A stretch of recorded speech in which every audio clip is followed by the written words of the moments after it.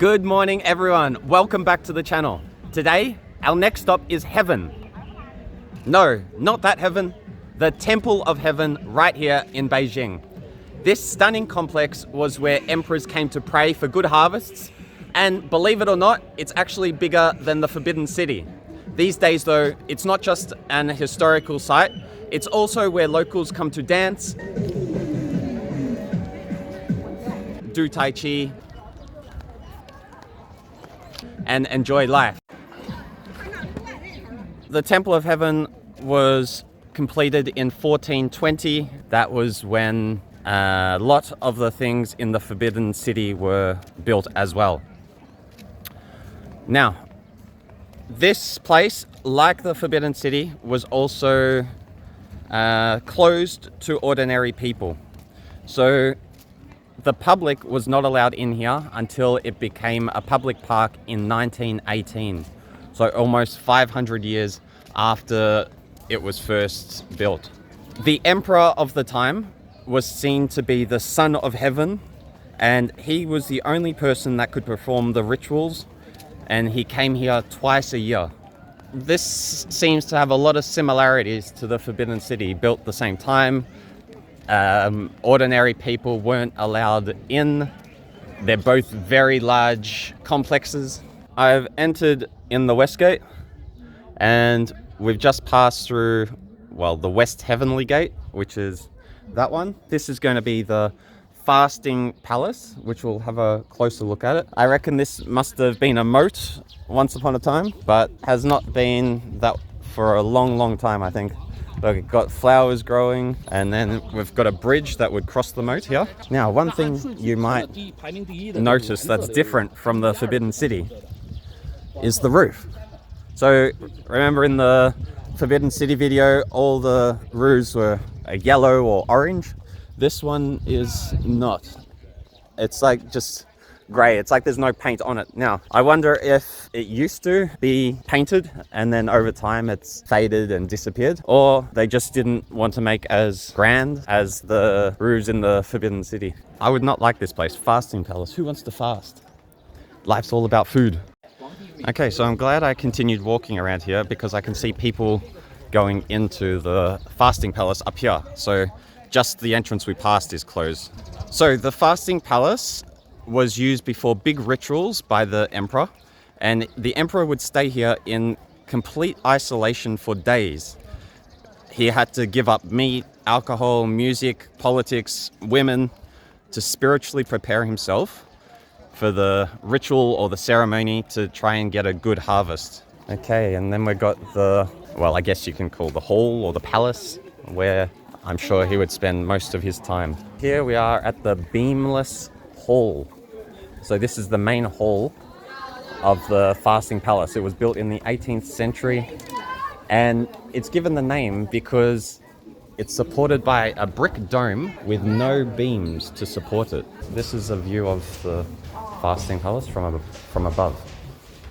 So you can see we've got one moat, then another moat, and I believe we're in this building now.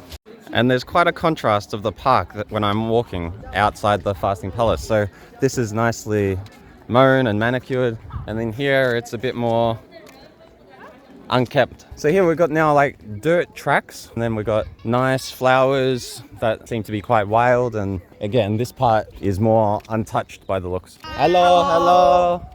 This place is only 10 minutes away from Tiananmen Square, so this is in the center of Beijing.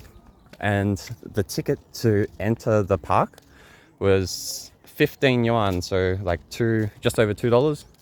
I think there's a combo ticket if you want to enter the Hall of Prayer, and the entrance, that's 35. I didn't get that because I think most of the time the impressive part is looking at it from the outside. I've been in quite a few of them, and inside I'm a bit underwhelmed compared to looking at it from the outside. Okay, here we're coming to one of the more interesting parts, the Echo Wall. First you can see it's rounded. This was very important for the rituals that were done here at the Temple of Heaven. This is famous for its acoustic magic Now, if you stand at one end of the wall and whisper, someone standing at the other end, which is about 65 meters away, will be able to clearly hear you. It's believed that it was created so the emperor could speak to heaven and be heard no matter how far away he was. There's hundreds of people, but this here is the circular mound altar. Now, this is where the emperor performed his most sacred ritual of the year at the winter solstice ceremony to pray for the good harvest. Now, it's made up of 3 circular terraces. You can see 2 of them, and it's built with entirely of white marble. And everything consists of multiples of 9, which, as I've mentioned before, it's considered the most powerful number as it symbolizes the emperor and heaven. And at the center of it is the heart of heaven. It's just a singular round stone. Now, if you stand on it and speak, your voice will echo back louder than expected. And it's meant to amplify the voice of the Son of Heaven, or the Emperor, as he communicates and talks to the gods. Oh, we've got a lot of school kids. Ni hao. Ni hao. Good. How are you? Are you happy? Hello. Hello. Hello. Hello. Hello. They're always so eager to say hello, which is perfect. Hello. But hello. But their English is very, very limited. I know, like, they teach English at, I don't know if it's all schools or some schools, because China is one of the better places to teach English.